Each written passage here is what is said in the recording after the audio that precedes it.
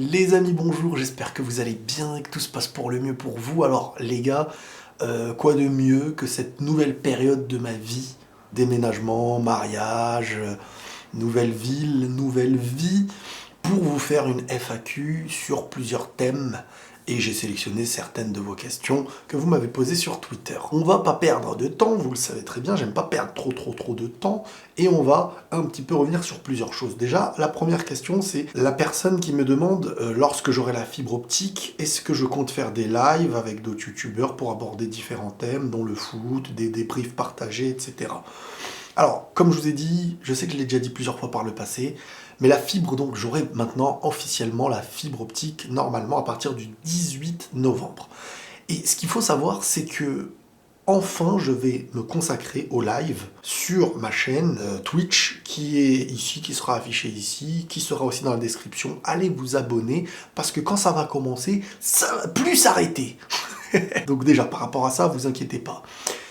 Les lives vont reprendre, il va y avoir, je pense, pour l'instant, c'est voilà, après les choses évoluent, on peut jamais prévoir à l'avance, mais il va y avoir beaucoup de débats foot, peut-être parfois même devant certains matchs, je regarderai en même temps, je discuterai avec vous, possibilité qu'il y ait une ouverture de ma part pour pouvoir, pourquoi pas, discuter avec d'autres, que ce soit youtubeurs ou amis, ou peut-être même espérons peut-être même de pouvoir faire intervenir des gens, même de la commu, tout simplement. Et ça tournera autour de tout, hein. Il y aura vraiment de tout, hein. Ça va être du foot, mais aussi parfois s'il faut parler de manga, parfois on va commencer à parler foot et tout, voilà. Donc je pense qu'on peut vraiment, et vraiment on m'a motivé, on m'a poussé à me dire que il y a un avantage pour tout le monde, hein. Je ne vais pas vous mentir, moi aussi il y a du bénéf, il y a quelque chose d'intéressant à gagner pour ma vie, et en même temps le plaisir des lives. Je veux dire, moi je faisais des lives depuis très longtemps, il y a plein de mecs qui n'avaient même pas commencé les lives, qu'aujourd'hui c'est devenu des champions de live, et que moi j'ai zappé. Donc les lives vont reprendre très bientôt, si Dieu le veut, et abonnez-vous à ma chaîne Twitch. Salam Riles, je voulais te dire que ma mère a beaucoup apprécié regarder ta chaîne Les Pensées de Riles. Grâce à toi, elle s'est lancée dans des études de thérapeute et aujourd'hui, elle commence sa 2e année. Continue ce que tu fais et force. Alors frérot, ça me touche beaucoup, hein, même si le travail et le mérite revient à ta maman. C'est ta maman qui a ce mérite d'avoir pris en main. C'est ta maman qui a fait les démarches. C'est ta maman qui a pris sur elle, qui a été courageuse, qui s'engage, qui avance. C'est pas moi. Moi, je veux dire, moi, je n'ai fait que ce que je fais en vidéo. Et derrière, ça a peut-être inspiré, mais inspirer, je veux pas dire que c'est rien, c'est énorme.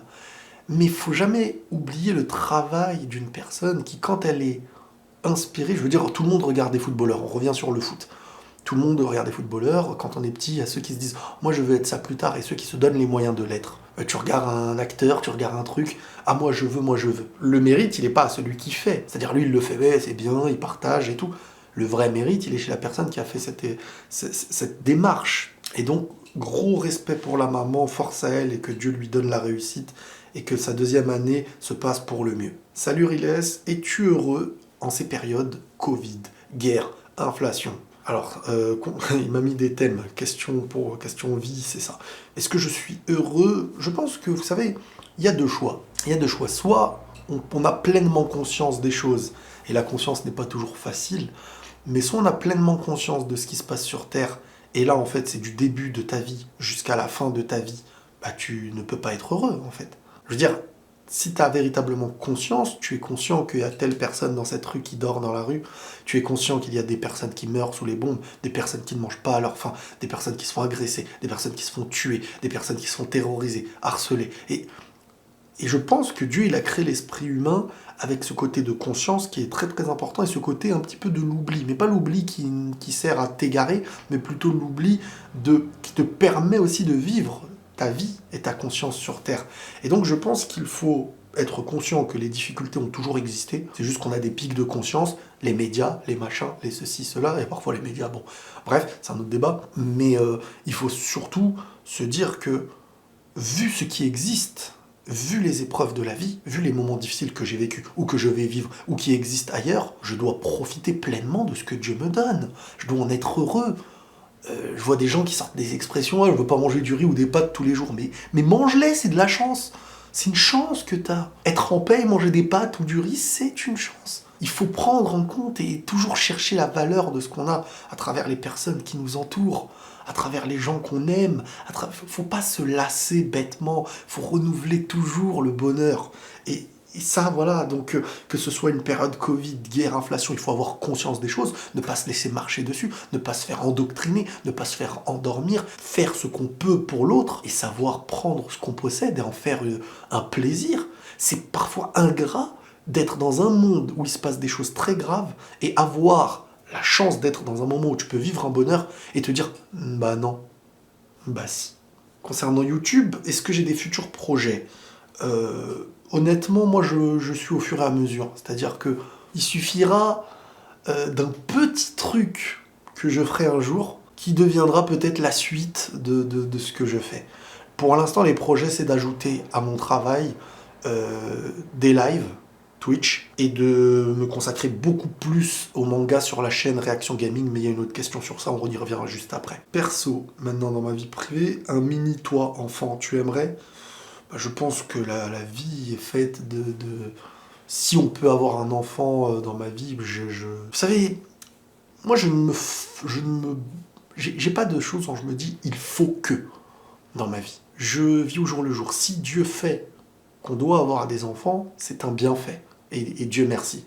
Si on ne peut pas avoir d'enfants, eh ben, soit Dieu nous préserve de quelque chose, soit il faut prendre les choses comme elles sont et regarder ce qu'on a. Si on a la chance d'avoir des enfants, c'est bien. On a à côté la chance d'avoir peut-être nos parents. On a peut-être la chance d'avoir des frères et des sœurs. On a peut-être la chance d'être mariés. Je veux dire, il y a toujours un truc qu'on ne pourra peut-être pas avoir sur Terre. Peut-être que ce sera des enfants, je n'en sais rien. S'il y en a, c'est bénéfique. S'il n'y en a pas, eh ben, c'est comme ça. Il y a des choses qu'on ne peut pas forcer, et dans ce qu'on ne peut pas forcer, il ne faut pas se rendre malheureux. Donc, si un enfant voit le jour, bah, ce sera un immense bonheur dans ma vie. S'il n'y en a pas, bah, on verra, on avancera quand même, quoi, je veux dire. Est-ce que j'ai déjà pensé à devenir footballeur professionnel et si oui, pourquoi je ne l'ai pas fait? Alors, je ne vais pas vous mentir, beaucoup vont me prendre à la rigolade, mais je sais que depuis très jeune, je sais que j'ai un très bon niveau de foot, je sais que beaucoup de gens m'ont dit, voire même des coachs ont voulu me recruter, que beaucoup de clubs ont voulu que je joue. J'ai toujours été un passionné de foot, je kiffe jouer au ballon, mais je n'ai jamais été fan de cet esprit tel jour tu dois t'entraîner, telle heure tu dois faire ça. J'ai pas cette rigueur. J'aime jouer au foot, m'amuser. Et je m'entraîne et je fais énormément de choses. De toute manière, très prochainement, les amis, vous allez voir des petites séquences. Bon, là, ce sera plus freestyle, mais pourquoi pas avec le temps d'autres trucs. Mais oui, je pense que j'aurais pu être joueur professionnel. Après, ça dépend de beaucoup de choses. Mais je pense que j'avais le niveau. Mais après, le niveau, c'est que le minimum, en fait. C'est-à-dire que tu peux avoir des mecs beaucoup moins forts que moi et se retrouver professionnel. Parce qu'il y a le niveau, je veux dire, dans chaque ville, il y a énormément de gens qui pourraient être professionnels. Mais pour être professionnel, on te demande de gravir des choses qui sont des choses qui viennent à être des complications dans ta vie, il faut faire des choix, il faut être assidu, il faut avoir du mental, et... Non. Donc, pourquoi je ne l'ai pas fait, j'ai pas fait les démarches, tout, je n'ai jamais été intéressé dans l'optique de cette rigueur de club, de machin, ceci, cela. Mais sinon, j'ai toujours un ballon dans les pieds depuis tout petit. Après le mariage, l'aménagement avec ta femme, tes chaînes YouTube qui fonctionnent plutôt bien, as-tu des objectifs futurs ou tu es plutôt dans l'optique de profiter de ce que tu as déjà? Comme je vous ai dit tout à l'heure, en fait, c'est ni entre profiter de ce que j'ai déjà, ni être dans la précision de projets futurs, c'est entre les deux. J'avance avec ce que j'ai, sans rester bloqué, mais je suis pas là à faire des calculs de projets futurs. Je suis pas quelqu'un comme ça. Mais il faut toujours avancer. Et j'avance toujours, et je me donne pour faire ce que j'aime et j'en profite le plus possible et c'est un immense plaisir. Ça te tenterait une vidéo avec Zach Nani sur Zach en roue libre? Ouais, ce n'est pas à moi de te demander, mais ça pourrait être vraiment cool. Alors, si j'ai choisi cette question, c'est parce qu'il y a eu beaucoup de choses dernièrement avec l'interview de Zach Nani sur Benzema, une très belle interview au passage. Et en fait, depuis quelques jours, il y a beaucoup de gens qui viennent me dire que c'est Riles, normalement, c'était toi qui aurais dû... Et en fait, j'en ai même fait un post sur Twitter et beaucoup de gens ont bien compris. Les amis, euh, tout ne tourne pas autour de moi, déjà, premièrement. Je veux dire, chaque personne travaille et a les fruits de son travail.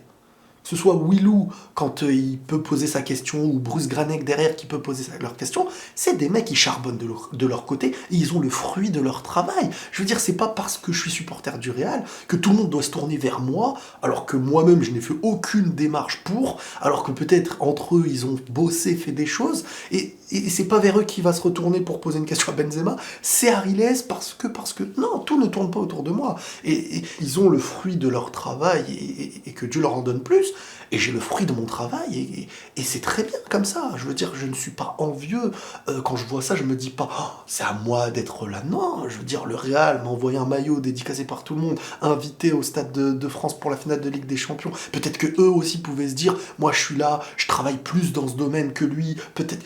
Faut pas penser comme ça, faut pas se prendre la tête. Moi je suis content de voir des gens contents de pouvoir accomplir leurs rêves. Et puis pour être honnête avec vous, bien sûr que c'est un bienfait, et ça reste une récompense de poser une question à un grand joueur, etc. Mais je ne cours pas non plus derrière tous ces trucs-là. Et j'aurais pu, si je voulais, mettre en avant, quand je connaissais des personnes hyper connues, ça vous impressionnerait, truc.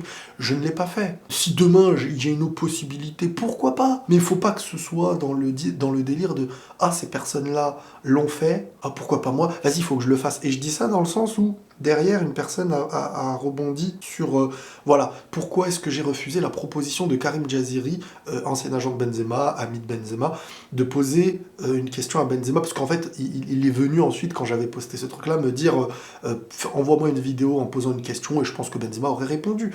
Et il m'a dit, et la personne me dit, c'était une magnifique occasion, et personne ne t'aurait taxé de jaloux, d'envieux ou de quoi que ce soit. PS, je suis fan du Barça, mais franchement, je kiffe ton contenu, t'arrives à être impartial. Bah en fait, moi, pourquoi j'ai refusé? Parce que en fait, déjà, premièrement, je trouve que ça fait grave enfant de ma part de... Oh, les autres ont posé une question, vas-y, moi aussi. Allez, maintenant, réponds à ma question. Si c'était fluide, c'est-à-dire moi, je fais la démarche, tiens, là j'ai pour projet de, comme Zach Nani qui a dû faire le projet, d'aller poser la question, d'aller peut-être travailler dur pour en arriver à être avec Benzema sur une interview. Moi je vais être là, parce que l'autre l'a eu, allez, moi aussi je veux ma petite question. C'est pas comme ça. C'est pas comme ça. C'est comme si moi j'ai eu un maillot Real, envoyé par le Real, invité, et qu'après les autres ils viennent, truc, moi aussi je veux le maillot, invité, truc, et tout le monde fait la même chose. C'est pas comme ça. Donc Karim Jaziri, merci énormément pour la demande, mais c'est pour dire vraiment, les amis, que je ne cours pas spécialement après tout ça. Si ça viendra, ça viendra. Peut-être qu'un jour je serai amené à m'entraîner au foot. Il y aura Vinicius, Benzema, on fera des passes et des petits gestes techniques. Pourquoi pas à l'avenir? On n'en sait rien. Mais je veux dire, voilà, les choses, elles viennent. Je vais pas, parce que des autres ont posé une question à Karim Benzema, Ballon d'Or, interview et tout. Moi, je vais arriver au milieu, on m'a pas fait à moi. Je vais trouver un petit stratagème pour le faire. Dire Karim Jaziri, je parle avec, c'est un frérot.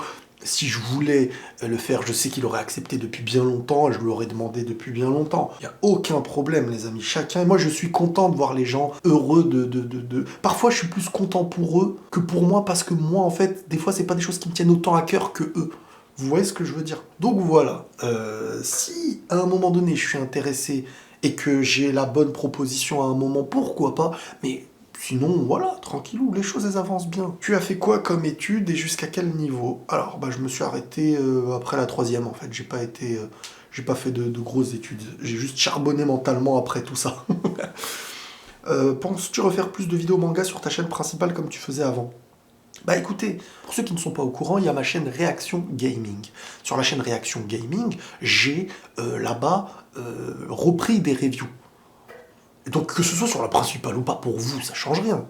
Alors oui, il y a beaucoup moins de vues, mais c'est petit à petit, faut être patient. Ça revient, c'est une plus petite chaîne, mais au moins ça me permet de pouvoir faire plus de contenu manga sans casser comment on appelle ça? Sans casser, on va dire, le rythme de vues qu'il peut y avoir sur une chaîne, parce que quand tu fais un type de vidéo quotidien qui marche bien, qui font un bon nombre de vues, et ben si tu refais à côté un autre type de vidéo d'un autre sujet, et qui fait beaucoup moins de vues, tu te retrouves avec une chaîne qui a un algorithme un peu perturbé. Et c'est pour ça que c'est bien d'avoir une autre chaîne dans laquelle là je peux être tranquille, vous faire ce que j'ai envie et des réactions. Et vous avez vos réactions de manga. Alors là j'ai pris un peu de retard parce que bon, il y a eu le déménagement, beaucoup de choses. Puisque tu travailles de chez toi depuis un moment, pourquoi t'es resté à Paris aussi longtemps? C'est la question que je me pose. Je pense que c'est par rapport à la famille, les amis. C'est pas par rapport à Paris. Je vais pas vous mentir, hein, quand on goûte à ce qu'il y a autour et à la tranquillité, après, ça dépend des gens. Moi, je suis pas un mec de la night, je suis pas un amoureux de la vie hyper agitée, que les uns collés aux autres et tout. Quand je vois en dehors de l'Île-de-France comment il y a des beaux endroits naturels, et puis sans parler des gens qui savent vivre ensemble. Je dis pas qu'à Paris, tout le monde ne sait pas vivre ensemble, mais pour moi, les choses s'aggravent, en fait. Donc, je suis quand même très content de m'être éloigné de la banlieue parisienne. Ça n'empêche que j'ai toujours énormément de choses que j'aime là-bas, et j'ai ma famille, et je reviendrai très souvent. Es-tu toujours en contact avec le Real Madrid directement? Alors, faut comprendre que je suis pas en contact direct avec le Real, c'est-à-dire le vestiaire, truc. Mais j'ai une personne qui est en contact avec ce qu'il y a de plus haut au Real Madrid. Donc oui, j'ai un lien avec le Real, sans pour autant être en échange avec le Real, voilà. Mais il y a beaucoup de gens, ils pensent que que le Real, il y a un intérêt avec moi, que je serais rémunéré pour faire la promotion de... Non, il n'y a rien de tout ça. S'il faut déglinguer un joueur, un truc, il n'y a aucune demande. C'est-à-dire que les seules choses qui sont venues du côté du Real vers moi, c'est que des cadeaux, en fait. Maillot, invitation, par des personnes qui sont des personnes en or, qui pourraient ne pas me calculer. Qu'est-ce que ça fait d'être marié? Bah, c'est l'adaptation d'une nouvelle vie, et quand tu es avec quelqu'un de bien, qui te comprend, que tu comprends, tu n'es pas dans la rupture d'une vie avec une nouvelle vie et t'es bloqué, il y a un traumatisme d'avant qui n'existe plus, non. Il y a d'où l'importance de trouver la bonne personne et quelqu'un d'intelligent pour pouvoir faire en sorte que la vie évolue. Donc c'est quelque chose de très bénéfique.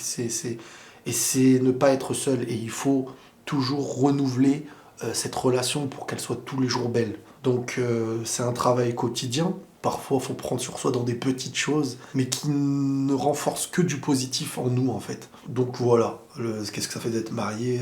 C'est à la fois une nouvelle vie, mais il faut pas regarder derrière, devant. Faut toujours savourer chaque chose de chaque instant, et c'est que du plus. Voilà, c'est que du plus, et surtout quand on est avec la bonne personne.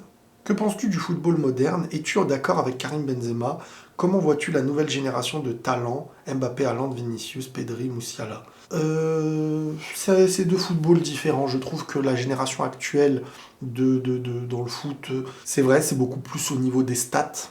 Ça n'empêche que des joueurs auront des plus grandes stats que des joueurs d'avant, que je n'estimerai jamais plus faibles avant. Je veux dire, quand tu vois Ronaldo le Brésilien, R9, quand tu vois Zinedine Zidane, ils n'ont pas les stats qu'on peut voir avec certains clubs.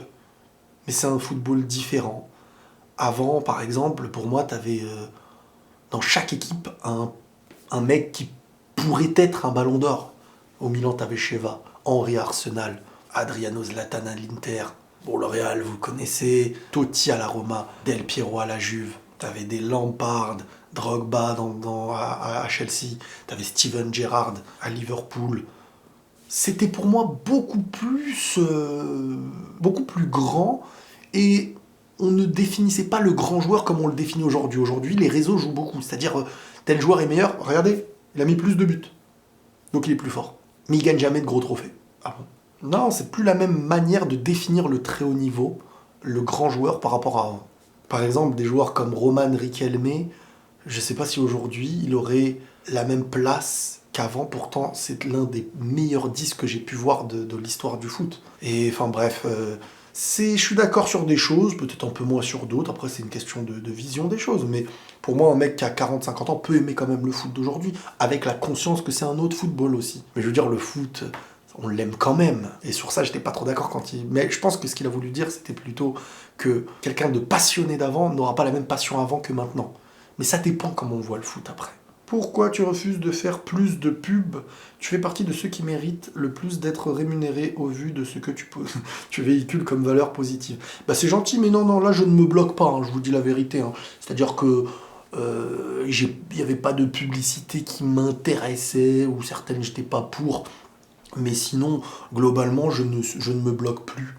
Hein, je sais que j'aurai besoin d'argent, je suis dans une phase où il y en a besoin, c'est normal, et, et forcément, bah, s'il y a des pubs que je peux faire, je les ferai. Je vous ai toujours dit que si je ne les faisais pas, c'était pas pour me donner argent, et que quand je voudrais et que j'en aurais besoin, je les ferais. Là, je suis dans une phase où j'en aurais besoin et je les ferai.